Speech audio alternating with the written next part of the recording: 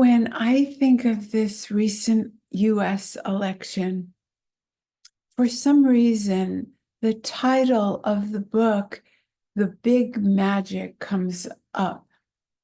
And I think for me, Elizabeth Gilbert's book comes up because I too am a writer.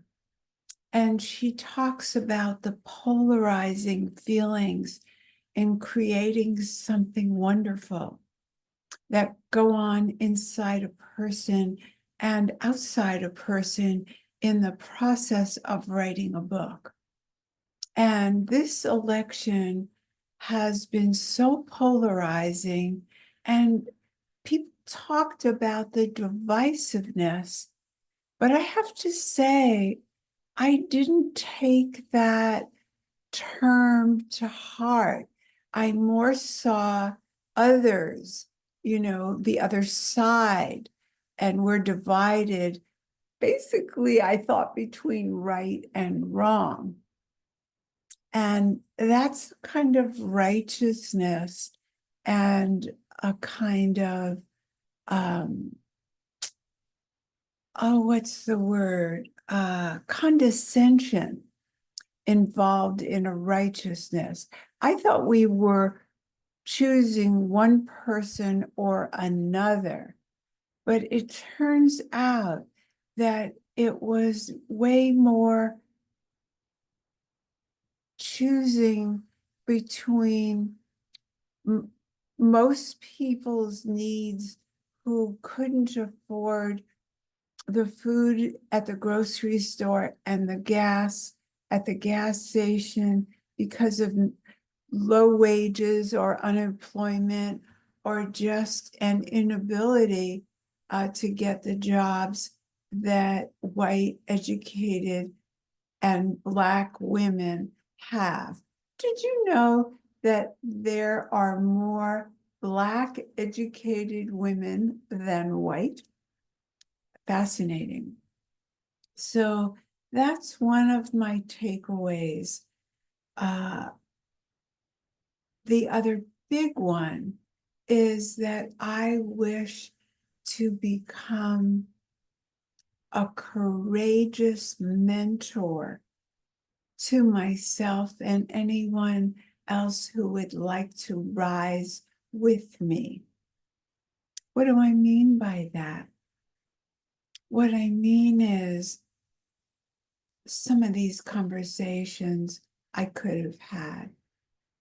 My Cuban friend told me that his relatives in Miami all voted Republican because of immigration, and they're all Cuban.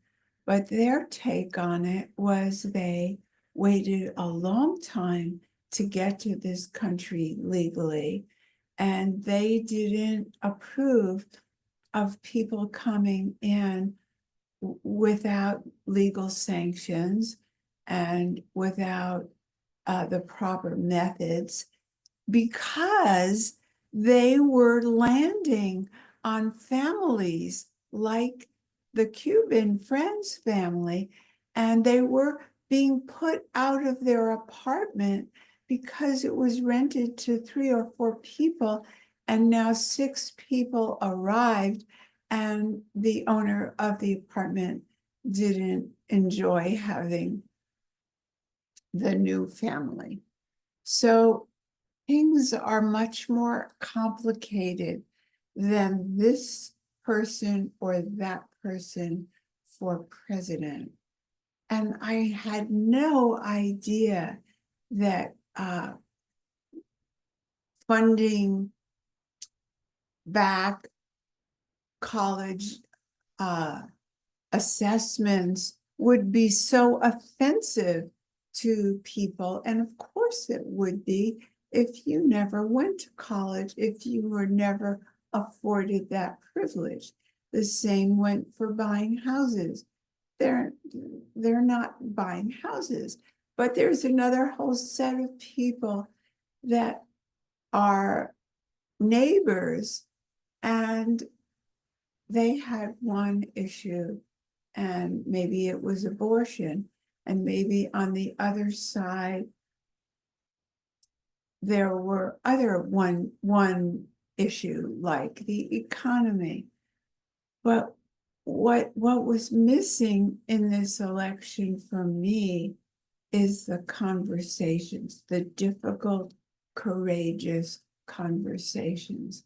And many of you know that I am proposing a TED Talk on how we are dead wrong about death.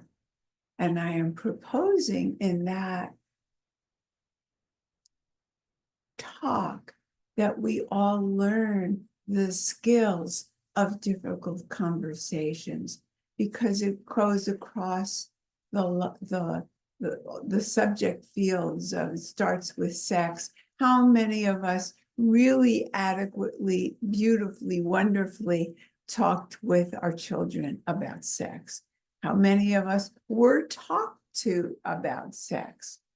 And then there's death, and then there's grief, and then so many other emotional issues like imagined unworthiness or guilt. How do we talk to kids about that? I don't know.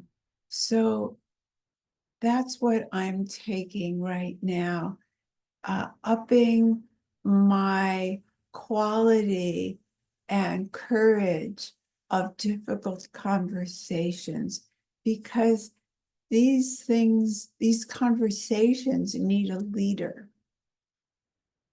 And we can be that leader, but we have to lead ourselves.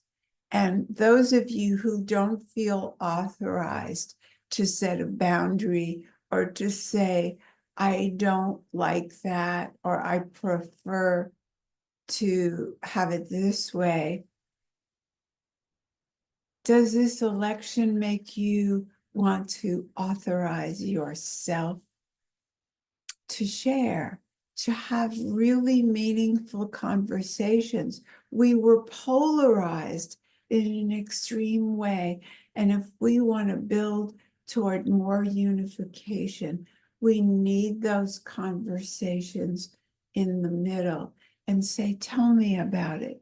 Tell me why you're voting this way, without vilifying my side, without making me wrong.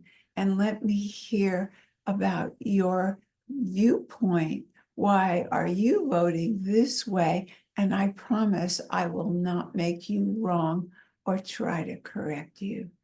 So here's to courageous conversations.